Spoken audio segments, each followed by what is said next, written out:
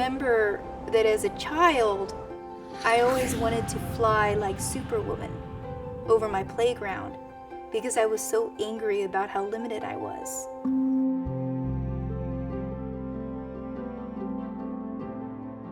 When I was born, my mom was just devastated. You know, you envision your child to be perfect. 10 fingers, 10 toes. She didn't know, what kind of life could I lead?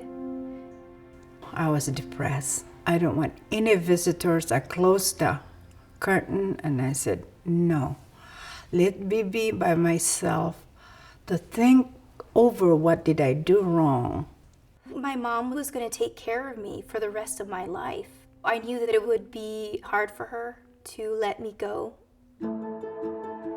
As a child, everyone had something I didn't have, and I knew that people reacted to me different. Having prosthetic arms, people called me Hook or Robot Girl. I struck out against that to prove that I could be as independent as anyone.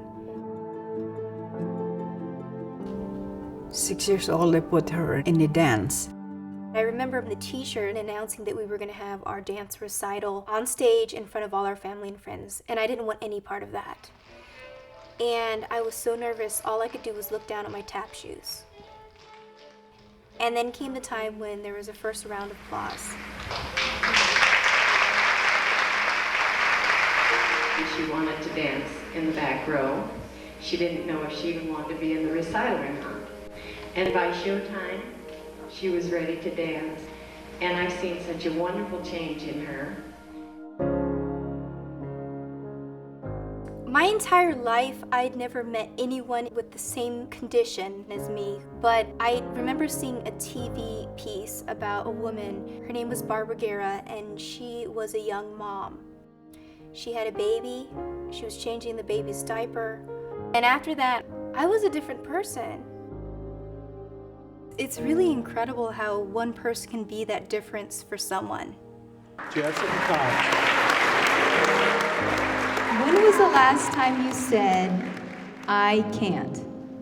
How many of you said, I can't today? And guess what are the two words that I've eliminated from my vocabulary? I can't. I write with my toes. Did I drive a car with my feet? I use nunchucks with my feet. And actually, in about a month, I'm getting married. How many of you really believe that I fly an airplane without any arms? Let me check how much we got in here. That's good. It was 3 years of challenges, but because I had that drive and that desire, I knew that that was going to get me there. The first challenge I had in flight training, buckling up the harness.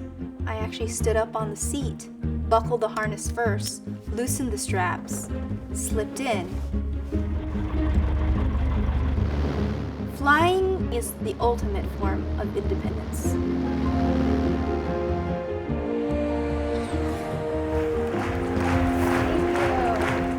Our young person who rocks this week is 26-year-old Jessica Cox. Jessica Cox is certified by the FAA to fly with her feet. If I can fly an airplane, what is it that you can't do? President Obama met with Jessica Cox at the White House and called her an inspiration. Nice to meet you guys. I have met people as far as Africa. Just recently met someone born without arms, and many people in her community said she doesn't deserve to live. I'm not going to change everyone's mind on that, but I travel all over the world saying it's okay to be different. One of the girls actually that I was mentoring who was abandoned as an infant at an orphanage in Siberia doesn't think any of the guys are going to date her. I think it's going to be very important that she comes to the wedding, to see me in a dress and figuring out how to throw the bouquet and how to cut the cake with the long dress on. And for her to be able to witness that, I think, will change her in a way that my older mentor changed me.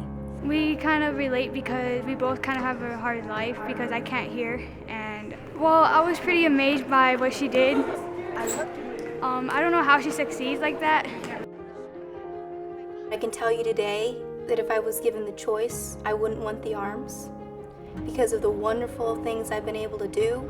And not necessarily the things like flying a plane, but the lives that I've been able to touch.